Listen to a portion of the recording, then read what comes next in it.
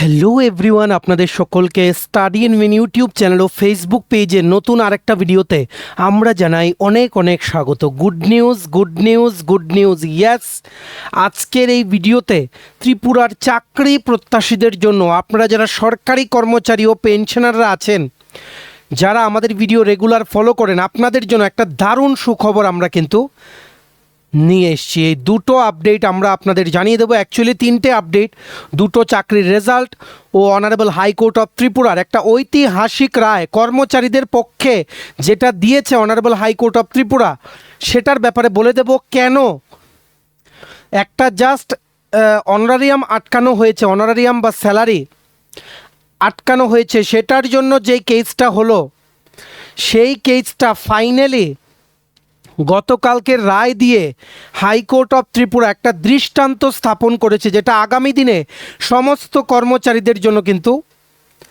একটা historic decision কিন্তু হয়ে থাকবে honourable high court of Tripura division বেঞ্চের।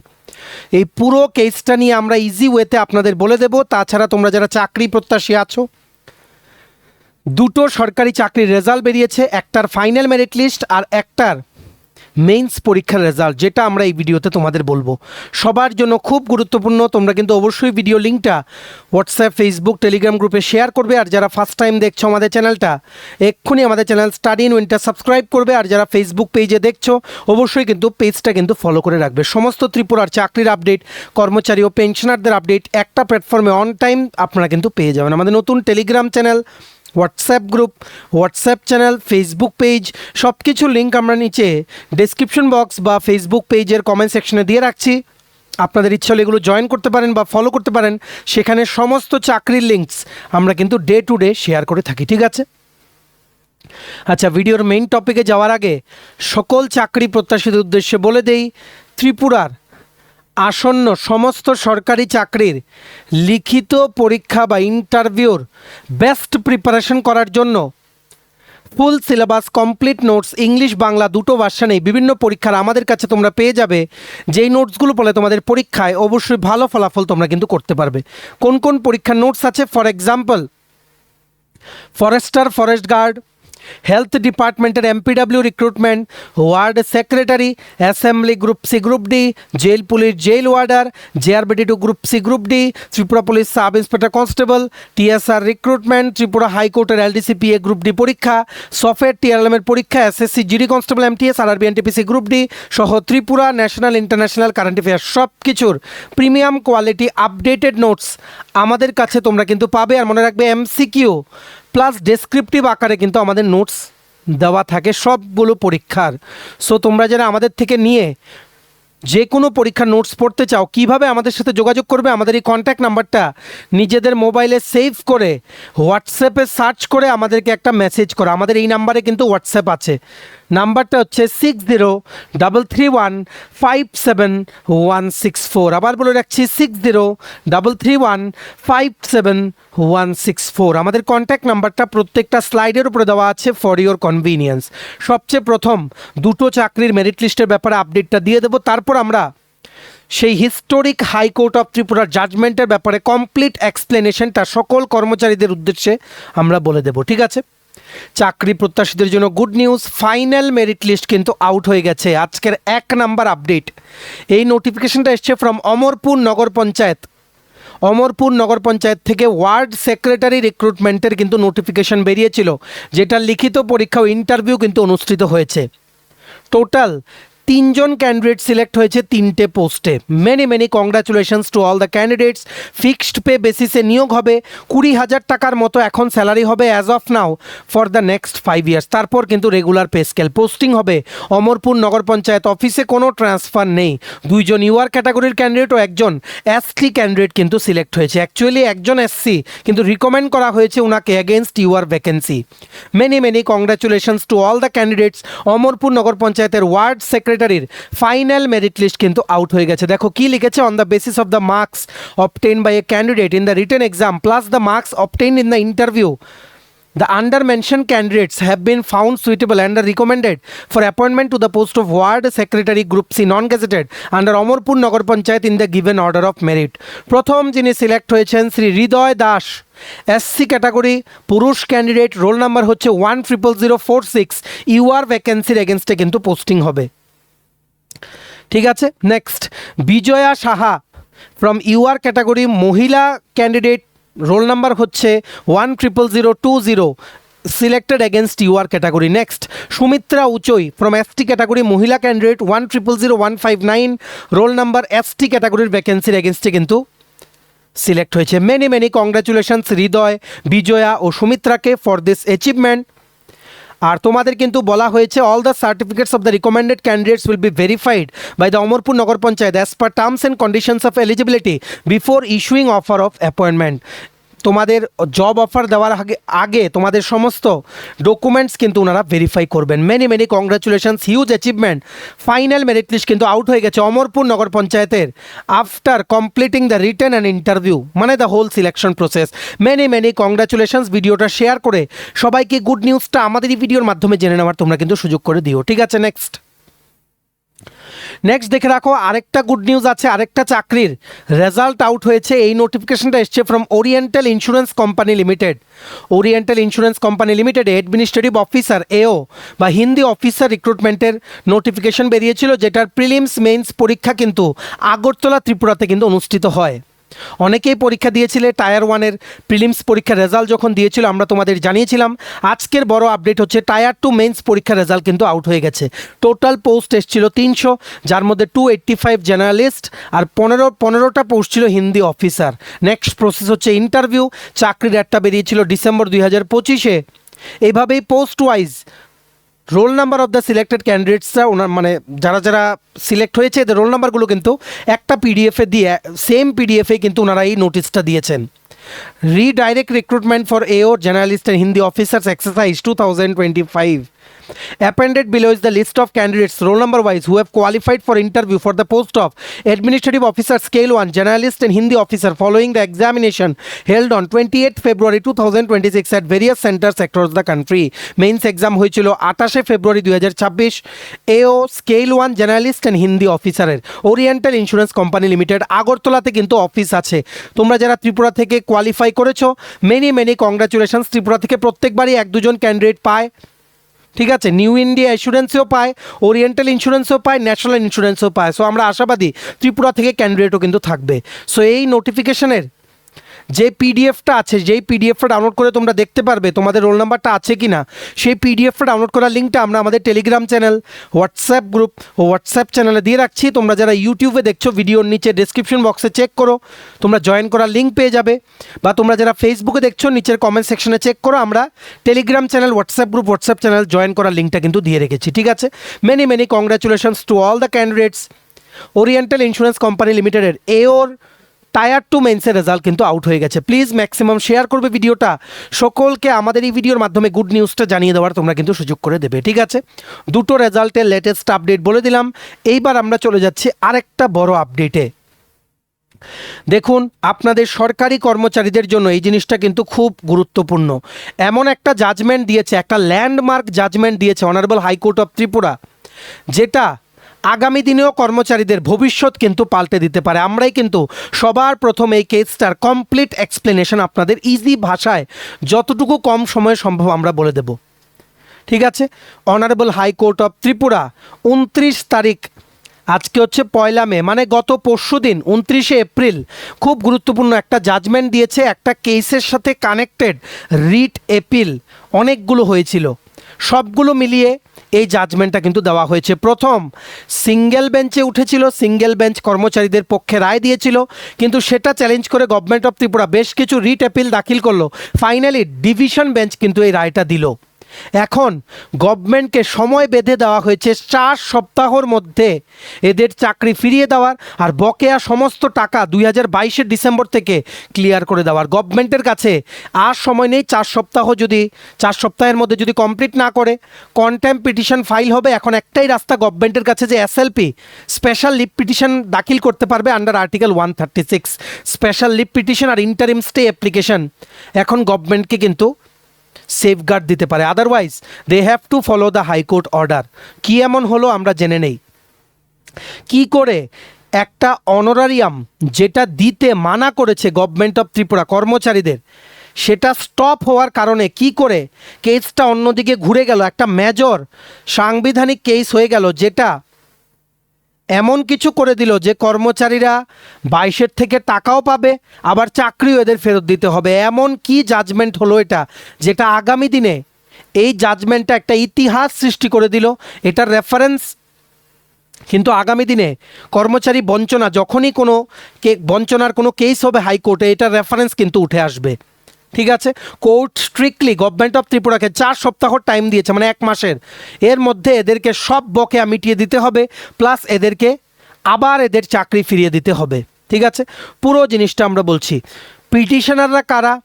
জিনিসটা অ্যাকচুয়ালি শুরু হয়েছে 2023 থেকে, 23 বা 24, 2024 থেকে, অ্যাকচুয়ালি 2024 সাল থেকে শুরু হয়েছে।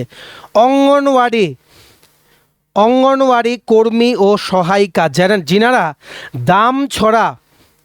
দামছড়া যে ICDS প্রজেক্ট আছে নর্থ ত্রিপুরা ডিস্ট্রিক্টে, সেখানে ওনারা কর্মরত ছিলেন। স্পেসিফিক্যালি ওনারা কর্মরত ছিলেন খাকচাং, ভালো করে বুঝে রাখবেন, খাকচাংপাড়া ব্রু মাইগ্রেন্ট ক্যাম্পের বেশ কিছু অঙ্গনওয়াড়ি কেন্দ্রে। কিছু সংখ্যক ছিলেন অঙ্গনওয়াড়ি কর্মী, কিছু সংখ্যক সহায়িকা। ওনারা সেখানে 15 থেকে 18 বছর নিষ্ঠার সাথে কিন্তু কাজ করেছেন, 15 থেকে 18 বছর। ঠিক আছে, এটা বেসিক্যালি কেসটা কিন্তু কোনো নতুন এমপ্লয়িজদের জন্য না, this was basically the case of old serving anganwadi employees, যাদেরকে সাডেনলি চাকরি থেকে বের করে দেওয়া হয়েছে, অনারারিয়াম দেওয়া বন্ধ করে দিয়েছে অনারেবল হাইকোর্ট অফ ত্রিপুরা। ঠিক আছে, সাডেনলি কি হলো, ওনারা ভালো করেই কাজ করছিলেন। 2022-এর নভেম্বর মাসে গভর্নমেন্ট কি করলো, এই যে যে মাইগ্রেন্ট ক্যাম্পটা, যেটার আন্ডারে বিভিন্ন অঙ্গনওয়াড়ি কেন্দ্রতে ওনারা কর্মরত ছিলেন, সেটাকে ওনাদের যে এই খাকচাংপাড়া যে অঙ্গনওয়াড়ি কেন্দ্র, সেটাকে বন্ধ করে দিলেন। ঠিক আছে, ওনারা এটা বন্ধ করে ওনারা নতুন অঙ্গনওয়াড়ি কেন্দ্রতে শিফট করে নিলেন, যেটার নাম হচ্ছে খাহামথাই পাড়া। যেহেতু ক্যাম্পটা শিফট হয়ে গেছিলো, অঙ্গনওয়াড়ি সেন্টার যেটা খাকচাংপাড়াতে ছিল সেটাও বন্ধ করে দেওয়া হলো গভর্নমেন্টের পক্ষ থেকে। ঠিক আছে, একটা মেমোরেন্ডামও ইস্যু করা হলো CDPOর অফিস থেকে। মেমোরেন্ডামটা ডেট ছিল 22শে ডিসেম্বর 2022। এই মেমোরেন্ডামটাতে CDPO উনি ক্লিয়ারলি বলেছিলেন যে সেন্টারগুলো শিফট করা হয়েছে, আগের সেন্টারগুলো বন্ধ করে দেওয়া হয়েছে, আগের সেন্টারে যা ইকুইপমেন্ট ছিল বা ইউটেন্সিল সেগুলো লক করে দেওয়া হয়েছে, ব্রু পিপলরাও এই জায়গা ছেড়ে অন্য জায়গায় চলে গেছে। আর মোস্ট ইম্পর্ট্যান্টলি এটাও উনি বলেছিলেন যে অনারারিয়াম যে পেতেন এই অঙ্গনওয়াড়ি কর্মী ও সহায়িকারা, যারা খাকচাংপাড়াতে কর্মরত ছিলেন, যাদের চাকরি চলে গেছে এটা বন্ধ হওয়ার কারণে, অনারারিয়াম কিন্তু ওনারা পাবেন না। ঠিক আছে, ডিসেম্বর 2022 থেকে ওনারা আর অনারারিয়াম পাননি, যার জন্য ওনারা কিন্তু অনারেবল হাইকোর্ট অফ ত্রিপুরার দ্বারস্থ হলেন। আশা করি ব্যাকগ্রাউন্ডটা আপনারা বুঝতে পেরেছেন। ঠিক আছে, ইম্পর্ট্যান্ট পয়েন্ট বলে দিই, গভর্নমেন্ট কিন্তু অফিসিয়ালি, ভালো করে বুঝে রাখবেন, অফিসিয়ালি ওনাদেরকে কিন্তু টার্মিনেট করেনি। ঠিক আছে, কোনো অফিসিয়াল কোনো ডকুমেন্ট নেই। গভর্নমেন্ট যে ওনাদের চাকরির যে ডিসমিসাল অর্ডার সেটাও কিন্তু ইস্যু করেনি। ঠিক আছে, গভর্নমেন্ট কিন্তু কোনো রি-এঙ্গেজ করার অর্ডারও কিন্তু ইস্যু করেননি। গভর্নমেন্ট সিম্পলি কী করেছে, এনাদের স্যালারি বা অনারারিয়ামটা বন্ধ করে ওনাদেরকে ঝুলিয়ে রেখে দিয়েছে। ঠিক আছে, social welfare and social education department SWSE government of Tripura, সমাজ কল্যাণ ও সমাজ শিক্ষা দপ্তরের আন্ডারে ICDS প্রজেক্ট কিন্তু ইমপ্লিমেন্ট হয়, যেটার আন্ডারে অঙ্গনওয়াড়ি কেন্দ্রগুলো কিন্তু চলে। ঠিক আছে, এর মানে এমন একটা জায়গায় গভর্নমেন্ট এই অঙ্গনওয়াড়ি কর্মী ও সহায়িকাদের ছেড়ে রেখেছিল, যেখানে ওনারা না চাকরিতে ছিলেন, না ওনাদের চাকরি ডিসমিস করা হয়েছিল। এটাকে আইনের ভাষায় বলা হয় কিপিং এমপ্লয়িজ ইন লিম্বো। ঠিক আছে, মানে ঝুলিয়ে রাখা হলো, না চাকরি গেছে বলে কিছু দিয়েছে কাগজপত্র, না চাকরি আছে বলে এমন কিছু ওনারা অফিসিয়াল কোনো ডকুমেন্ট দিয়েছে। আশা করি আপনারা বুঝতে পেরেছেন। সো গভর্নমেন্টের লজিক কি? গভর্নমেন্টের লজিক হচ্ছে এই কর্মচারীরা শুধুমাত্র ব্রুর যেই মানে খাকচাংপাড়া ব্রু ক্যাম্প সেটার জন্য এঙ্গেজ ছিলেন, সেই ক্যাম্পটা আর এখন নেই, তার জন্য আমাদের আর দরকার নেই এদের চাকরি কন্টিনিউ করার। ঠিক আছে, আর গভর্নমেন্ট যেহেতু বলেছেন 2022 ডিসেম্বর থেকে যেহেতু ওনারা আর কাজ করছেন না, so no work equals to no pay. ওনারা যেহেতু কাজ করেননি আমরা কোনো পেমেন্ট দেবো না। ঠিক আছে, এটাই ছিল গভর্নমেন্ট অফ ত্রিপুরার মেইন ডিফেন্স। প্রথম সিঙ্গেল বেঞ্চের সিঙ্গেল বেঞ্চে উঠলো এই কেসটা, সিঙ্গেল বেঞ্চের অনারেবল হাইকোর্ট অফ ত্রিপুরাতে জাজমেন্ট দিল কর্মচারীদের পক্ষে। কি হলো পুরো জিনিসটা আমরা বলে দিচ্ছি। ওয়ার্কার বা অঙ্গনওয়াড়িতে যাদেরকে ছাঁটাই করা হলো বা যাদের ছাঁটাই করা হয়নি, যাদেরকে ঝুলিয়ে রাখা হলো, না স্যালারি দেওয়া হলো, না চাকরি টার্মিনেশনের কোনো নোটিশ, ঠিক আছে, ওনারা কি বলেছেন কোর্টে? ওনারা বলেছেন we did not stop our selves. আমরা তো নিজেরা নিজেদের থেকে কাজ করা বন্ধ করিনি। গভর্নমেন্ট সেন্টারগুলো ক্লোজ করেছে, গভর্নমেন্ট ক্যাম্পটা শিফট করেছে, গভর্নমেন্ট আমাদেরকে কাজ করতে বাধা দিয়েছে। যদি সেন্টারটাই শিফট করা হয়, এমপ্লয়িজদেরকেও শিফট করে নতুন জায়গায় এদেরকে কাজে রাখতে হবে, এটাই কিন্তু বলেছে সেখানে কোর্টে কর্মচারীরা। ঠিক আছে, অঙ্গনওয়াড়ি কেন্দ্রগুলো যেহেতু জায়গা চেঞ্জ করে, ঠিক আছে, সো জেনারেলি কি দেখা যায়, কর্মচারীরা নতুন জায়গায় এদেরকে আবার কিন্তু এঙ্গেজ করে দেওয়া হয়, কিন্তু এই জায়গায় কিন্তু করা হয়নি। এই কর্মচারীদের পক্ষে আরও ওনারা আর্গুমেন্ট করেছেন। ওনারা বলেছেন যে আমাদের এঙ্গেজমেন্ট কোনো দিন ক্যান্সেল করা হয়নি। অফিসিয়ালি রিটায়ারমেন্ট এজ হচ্ছে 60 ইয়ার্স। আমরা পনেরো বা তার বেশি বছর ধরে কাজ করছি। আমরা কোনো মিসকন্ডাক্ট বা কারোর সাথে কোনো খারাপ ব্যবহার করিনি, আমাদের কোনো ব্যাড ট্র্যাক রেকর্ড নেই। ঠিক আছে, হ্যান্স কোম্পানিরা এই কর্মচারীরা বলেছেন যে আমরা বিশ্বাসী বা আমরা এটা মানি যে গভর্নমেন্টের অবশ্যই আমাদেরকে আবার কাজে রাখতে হবে আর আমাদের অনারেরিয়াম কিন্তু দিতে হবে। ঠিক আছে, তারপর কি হলো, এই আশাগুলো নিয়ে আমরা বললাম সিঙ্গেল বেঞ্চের জাজমেন্টে কিন্তু আর্গুমেন্ট হলো, যার জন্য 550 WPC নং 550 2024 এটাই ছিল কেস নাম্বার, সেটা দাখিল করা হলো সিঙ্গেল বেঞ্চে অনারেবল হাইকোর্ট অফ ত্রিপুরাতে, যেটার জাজমেন্ট দেওয়া হলো 24 জুলাই 2025। জাস্টিস এস দত্ত পুরকায়স্থ উনি জাজমেন্টটা দিলেন। সিঙ্গেল জাজ উনি কি বললেন জাজমেন্টে কি পয়েন্টস বললেন ভালো করে জেনে রাখুন। নাম্বার 1, গভর্নমেন্ট ওনাদের যে ডিসিশন সেটা আননেসেসারিলি ওনারা দেরি করিয়েছেন। সিডিপিও অলরেডি কিন্তু ডাইরেক্টরকে রিপোর্ট পাঠিয়ে দিয়েছিল, কিন্তু ডাইরেক্টর কোনো ফাইনাল ডিসিশন নেয়নি। তো যার কারণে কর্মচারীরা কিন্তু সাফার করছিলেন বিকজ অফ যে গভর্নমেন্টরা যে কোনো ডিসিশন নিতে পারছিলেন না বা দেরি করছিলেন সেটার জন্য। ঠিক আছে, নাম্বার 2, অনারেবল হাইকোর্ট অফ ত্রিপুরার সিঙ্গেল বেঞ্চের জাজমেন্ট বললেন যে কর্মচারীদের কোনো এখানে দোষ নেই। ওনারা কাজ করতে পারছিলেন না কেন? কারণ গভর্নমেন্ট এদেরকে বাধা দিচ্ছিল কাজ করতে, সো এদের ওপরে কোনো ব্লেম দিতে পারা যাবে না। নাম্বার 2, আশা করি স্টেপ বাই স্টেপ আপনারা কিন্তু বুঝতে পারছেন। নাম্বার 3, ওনারা বলেছেন যে কর্মচারীরা ওনারা বলেছেন যে আমরা তো অনারেরিয়াম পাননি, আমরা তো অনারেরিয়াম 2022 ডিসেম্বর থেকে তো পাইনি। ঠিক আছে, ওনারা কিন্তু না করেননি যে আমরা ফিজিক্যাল কোনো কাজ করতে পারবো না বা আমাদের ইনেবিলিটি আছে, গভর্নমেন্টই আমাদেরকে বাধা দিচ্ছিল, we were ready to work, so this is not right, এটাই কিন্তু কোর্ট বলেছে নাম্বার 3-তে। ঠিক আছে, সো ফাইনালি জুলাই মাসে কিন্তু ডিসিশন দিল, সিঙ্গেল বেঞ্চের জাজমেন্ট এলো অনারেবল হাইকোর্ট অফ ত্রিপুরা থেকে। বলা হলো নাম্বার 1, ডাইরেক্টরের কোনো একটা ডিসিশন নিতে হবে 15 দিনের মধ্যে। তাছাড়া গভর্নমেন্টের মিনিমাম 15% অনারারিয়াম পে করতে হবে কর্মচারীদের ফ্রম ডিসেম্বর 2022 টিল জুলাই 2025, যেদিন সিঙ্গেল বেঞ্চের জাজমেন্টটা এলো। ঠিক আছে, এটা শুধুমাত্র কিছু পার্শিয়াল রিলিফ পেয়েছিল কর্মচারীরা। বলা যায় যে ওয়ার্কার্সরা কিছুটা হলেও সাকসেস পেয়েছিল, কিন্তু পুরোপুরি সাকসেস কিন্তু পায়নি।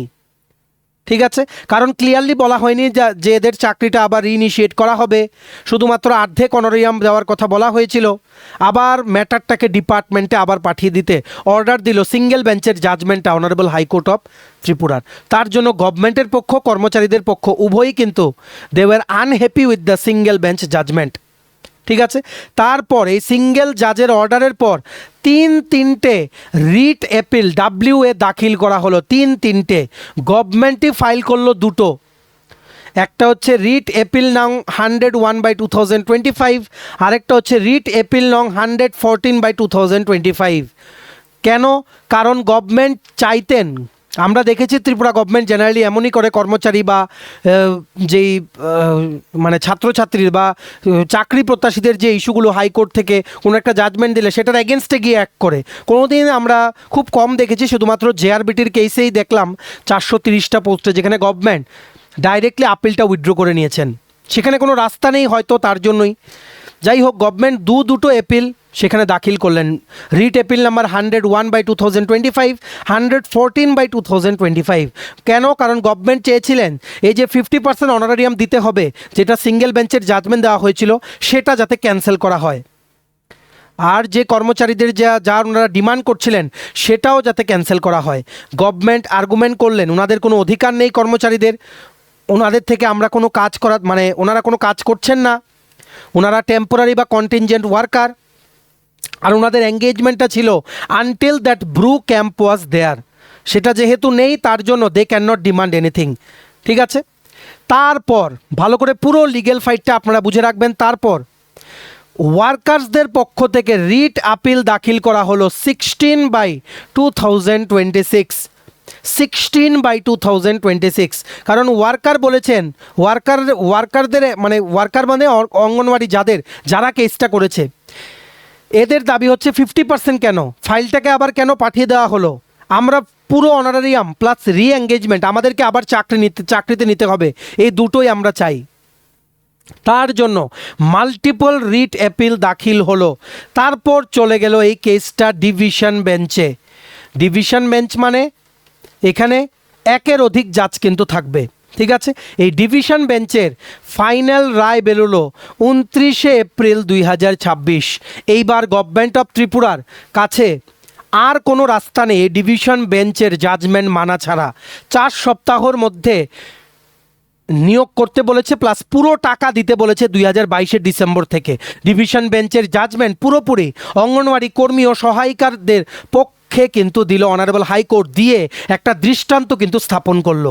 কিন্তু আমরা দেখেছি কর্মচারীদের কেসে হোক, ফিক্সড পের ইস্যু হোক, বা TSR recruitment, Tripura civil service recruitment হোক, বা সর্বশিক্ষা অভিযানের শিক্ষকদের রিক্রুটমেন্ট হোক, সব কিছু বিষয়ে, বা STGTর কেস হোক, গভর্নমেন্ট চলে যায় SLP ফাইল করতে সুপ্রিম কোর্টে। সেখানে অনেক দিন ওয়েট করতে হয়, হাজারো টাকা দিতে হয়, গভর্নমেন্টের ট্যাক্সের টাকা সেখানে ইউজ করা হয়। সো আশা করছি গভর্নমেন্ট এটার এগেনস্টও আন্ডার আর্টিকেল 136 SLP ফাইল করার সিদ্ধান্ত নেবেন সুপ্রিম কোর্টে মোস্টলি। কিন্তু যদি না নেন, এখানে দুটো জিনিস করতে হবে, একটা হচ্ছে SLP ফাইল করার ইন্টারিম স্টে অ্যাপ্লিকেশন, না হলে স্টে যদি সুপ্রিম কোর্ট না দেয় 4 সপ্তাহের মধ্যে সবাইকে কিন্তু রেগুলার করতে হবে, মানে আবার সেই কাজে যোগদান করাতে হবে, প্লাস ফুল অনারারিয়াম দিতে হবে ফ্রম 2022 ডিসেম্বর থেকে আপ টু 29 এপ্রিল 2026। না হলে কিন্তু কন্টেম্প্ট পিটিশন কিন্তু দাখিল করা হয়ে যাবে। This is a serious offence. Contempt petition দাখিল করার পরও যদি না মানে গভর্নমেন্ট, পার্সোনালি অফিসারদেরকে কিন্তু ডাকা হবে কোর্টের হিয়ারিংয়ে আসার জন্য।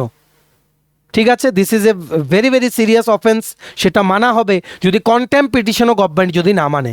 ঠিক আছে, এই যে ডিভিশন বেঞ্চের যে ফাইনাল জাজমেন্টটা, যেটা 29 তারিখ দেওয়া হলো, সেটা দিয়েছেন by chief justice Shri MS Ramachandra Rao আর justice Biswajit Palit. Chief justice MS Ramachandra Rao আর জাস্টিস বিশ্বজিৎ পালিত ওনারা মিলে দিয়েছেন। আর এই জাজমেন্টটার জন্যই এই কেসটা হয়ে গেল একটা হিস্টোরিক কেস ত্রিপুরা কর্মচারীদের ইতিহাসে।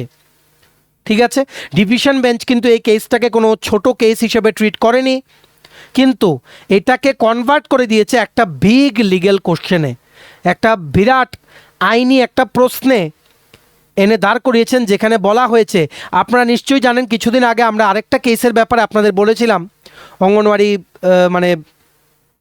অঙ্গনওয়াড়িদের কর্মচারীদের টার্মিনেট করে দেওয়া হয়েছিল, তখন সেই কেসটা করা হলো। সেখানেও কিন্তু অনারেবল হাইকোর্ট অফ ত্রিপুরা বলল যে না, অঙ্গনওয়াড়ি কর্মীদেরও বাকি কর্মচারীদের মতোই অধিকার আছে, যেটা আমরা কিছুদিন আগে আপনাদের বলেছিলাম।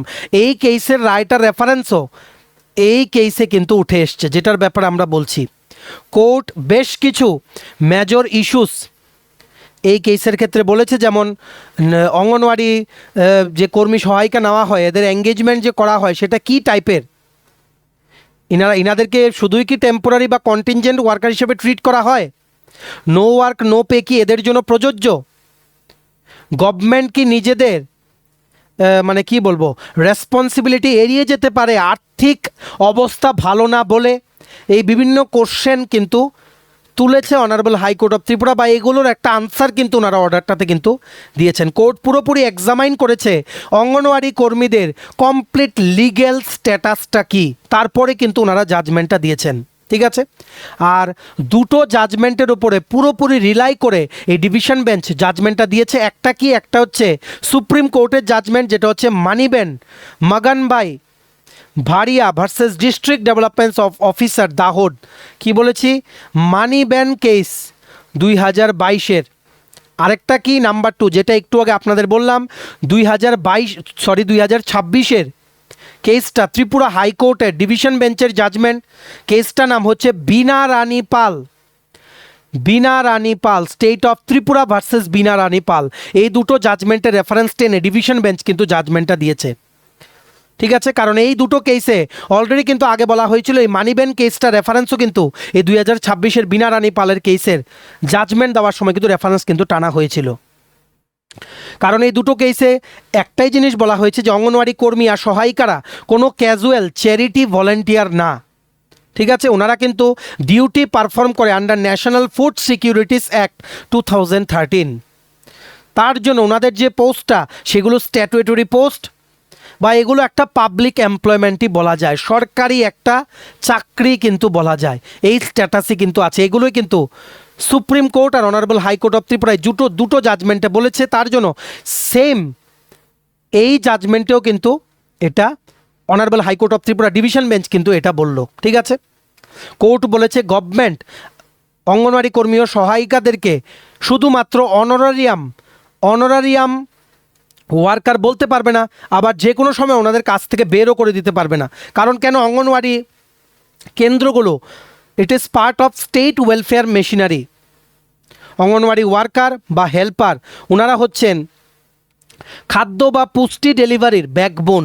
ঠিক আছে, সো ওনাদের service is now protected as per this 3 judgements. একটা হচ্ছে মানিবেন কেস, আরেকটা হচ্ছে বীণা রানী পাল কেস, আরেকটা হচ্ছে এই কেসটা যেটার ব্যাপারে আমরা আলোচনা করছি।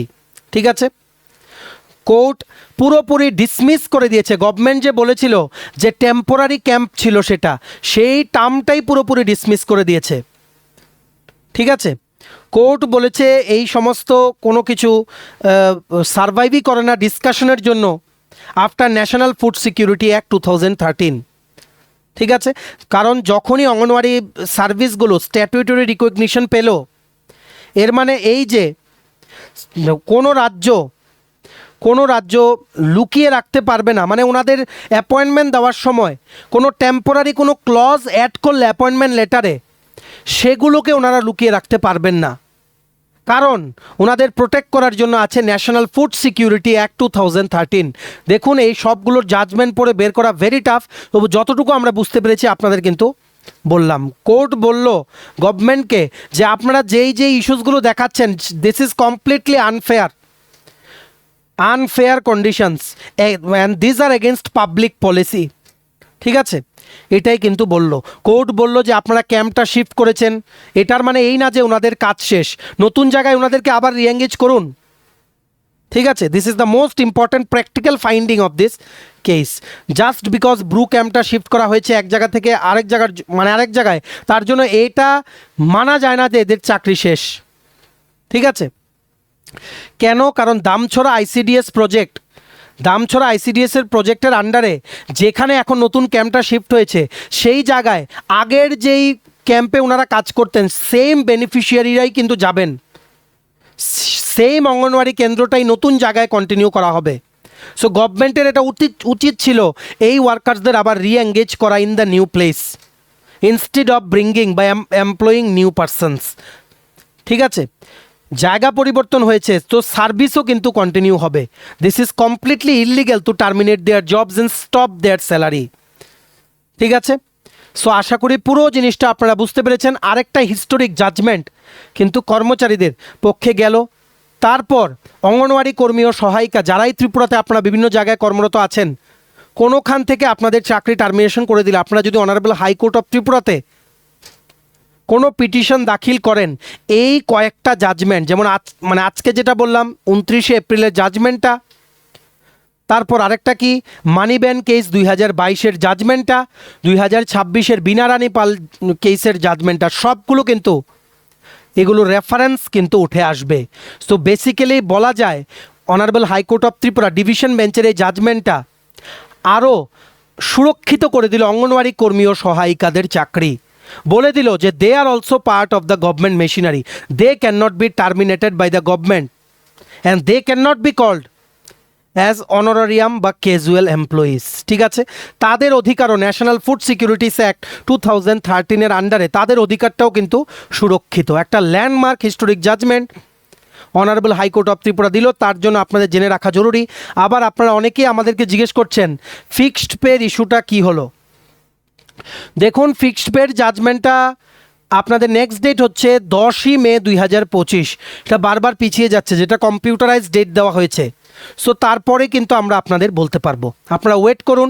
যেদিনই কোনো জাজমেন্ট হবে, কোনো অর্ডার কপি আপলোড হবে, আমরা আপনাদের কিন্তু বুঝিয়ে দেবো। অবশ্যই ভিডিওটা আপনাদের কলিগস, রিলেটিভস, ফ্রেন্ডস সবার সাথে শেয়ার করবেন, কারণ এই জিনিসটা নিয়ে সবার নলেজ থাকা কিন্তু খুব খুব জরুরি। ঠিক আছে, চলুন, এই ছিল ছোট একটা ভিডিও। এতটুকু দেখে থাকলে থ্যাঙ্কস ফর ওয়াচিং। আর ভালো লাগলে অবশ্যই লাইক করে দেবেন, ম্যাক্সিমাম শেয়ার করবেন ভিডিও লিঙ্কটা। আর তোমরা যারা চাকরি প্রত্যাশীরা দেখছো, তোমাদের লাগবে বিভিন্ন আপকামিং চাকরির পরীক্ষার জন্য কমপ্লিট নোটস, দেন নোটস পেতে তোমরা আমাদের এই হোয়াটসঅ্যাপ নাম্বার 6033157164 কিন্তু অবশ্যই কল বা হোয়াটসঅ্যাপের মাধ্যমে তোমরা কিন্তু যোগাযোগ করে নিতে পারো। ভিডিওটা ভালো লাগলে অবশ্যই লাইক করে দেবেন, আর চ্যানেলটা অবশ্যই সাবস্ক্রাইব করবেন। যারা ফেসবুকে দেখছেন অবশ্যই পেজটা ফলো করে রাখবেন। আমাদের নতুন Telegram channel, WhatsApp group, WhatsApp channel, Facebook page, সব কিছু লিঙ্ক আমরা নিচে ডেসক্রিপশন বক্স ও কমেন্ট বক্সে দিয়ে রাখছি। আপনাদের ইচ্ছে হলে সেগুলো জয়েন করতে পারেন। সমস্ত আপডেট আমরা টাইম টু টাইম সেখানেও কিন্তু শেয়ার করে থাকি। ঠিক আছে, চলুন, সবাই ভালো থাকবেন, take care, bye bye and have a nice day.